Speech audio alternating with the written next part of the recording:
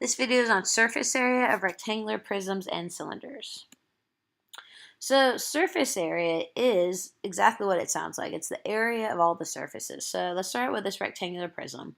And you first want to think about what kind of surfaces do we have, because you have to include all of them. So in this case, we have 6 surfaces, and all of them are rectangles. Okay. So remember, the rectangular formula is base times height. Okay. So it's just multiplying the 2 dimensions.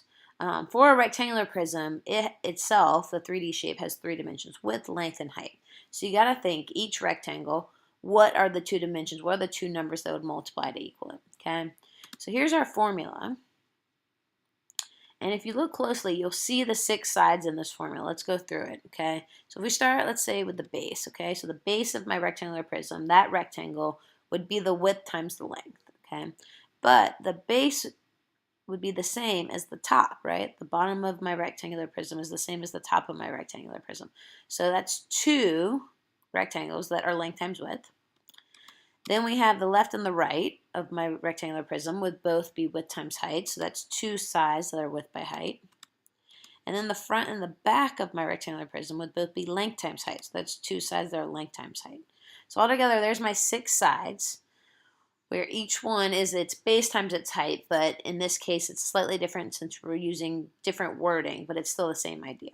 Okay, so let's practice this with real numbers. It'll make more sense, I believe. So here we are, we have our measurements of 10 by 8 by 12. It does not matter which one you decide is the length or the width or the height. Your answer won't change if you rearrange them, okay?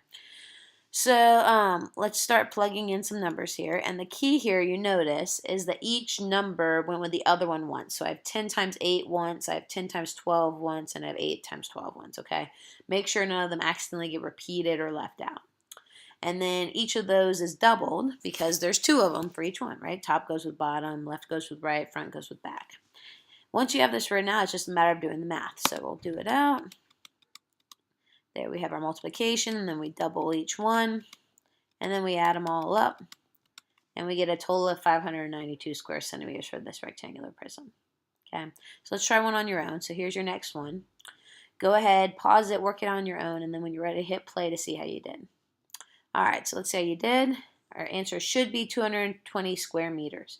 If you didn't get that, make sure that you have each number going with the other one once. So 4 times 5, 4 times 10, and 5 times 10.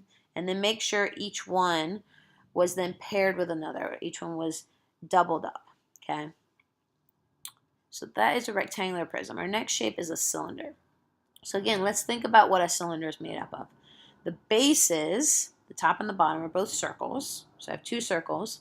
And then the side going around is a rectangle. If I were to draw it out flat, the net of it would look a little something like that.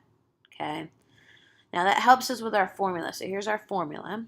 So we have our 2 circles, the top and the bottom. And remember, the area for the first circle is pi r squared. So there's that pi r squared. But you notice it's times 2 because there's 2 circles. And then our rectangle, so remember again, a rectangle, its formula is base times height. This particular rectangle, its base, if you think about it, think about a nice soup label going around a can. That soup label goes around the circle, okay? So its base is the circumference of the circle going around it, okay? So that's where that diameter pi is coming from. Diameter pi times the height would be that area of that rectangle, okay? So let's try it with some real numbers to see how this works.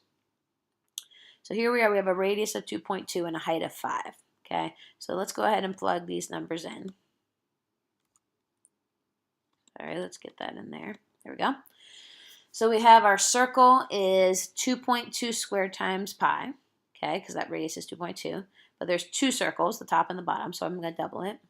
And then that rectangle, that tricky part, is the diameter, which in this case is 4.4 times pi. So that gives us that circumference, which is the base, times the height of 5, okay? And once you have this filled in, it's just a matter of doing the math.